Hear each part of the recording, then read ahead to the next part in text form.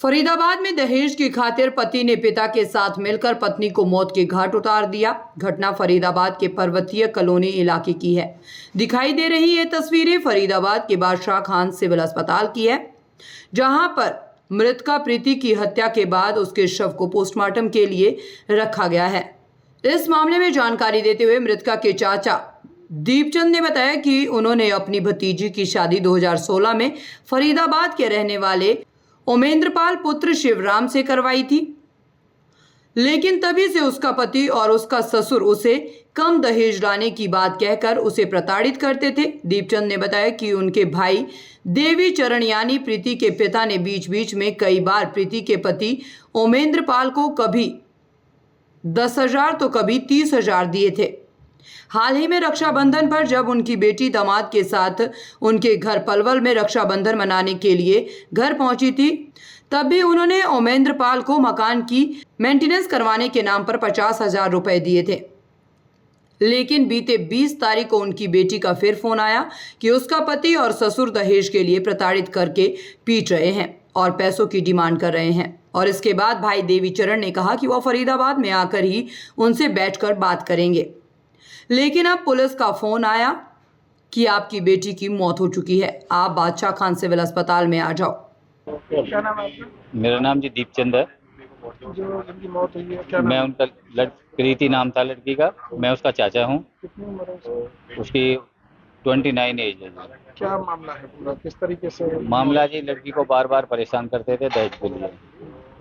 इससे पहले भी कई बार उन्होंने दहेज की डिमांड करी, 1-2 बार हम लोगों ने पूरी भी की है।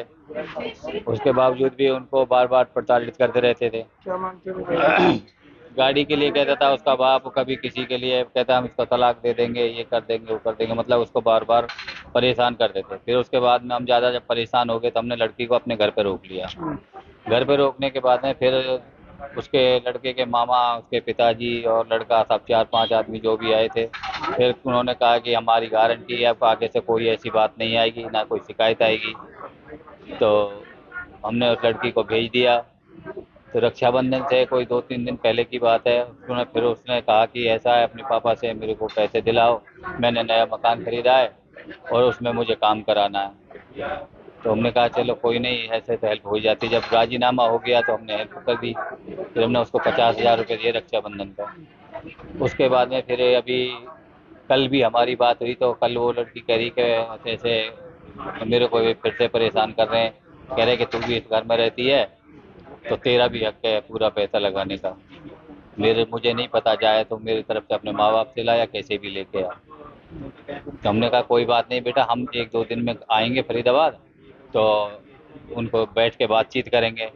लेकिन सवेरे आज हमें 23 तारीख को ही 3:30 बजे पुलिस द्वारा सूचना मिली कि आपकी बेटी की हत्या कर दी गई। किस तरीके से मारा है उसको जी पुलिस बता रही थी हमको कि क्या नाम है, उसको जो पंखे की रोड, पंखा होता है ना छत वाला, वो खुला रखा था तो उसके सर पे वार किया। सर में मारा? जी। कौन कौन लोग हैं इसमें शामिल? इसमें उसका ससुर है और वो लड़का है। पति है। जी। क्या नाम है उसका? लड़के का नाम ओमिंदर है, लड़के का पिताजी का नाम शिवराम है। तो पुलिस क्या कह रही है, कार्रवाई कर रही है? पुलिस ने कार्रवाई अपनी कर रही है और लड़के को अरेस्ट कर लिया और बाप को आप भी। क्या चाहते हैं? हम जी इंसाफ चाहते हैं। फरीदाबाद से मनोज सूर्यवंशी की रिपोर्ट।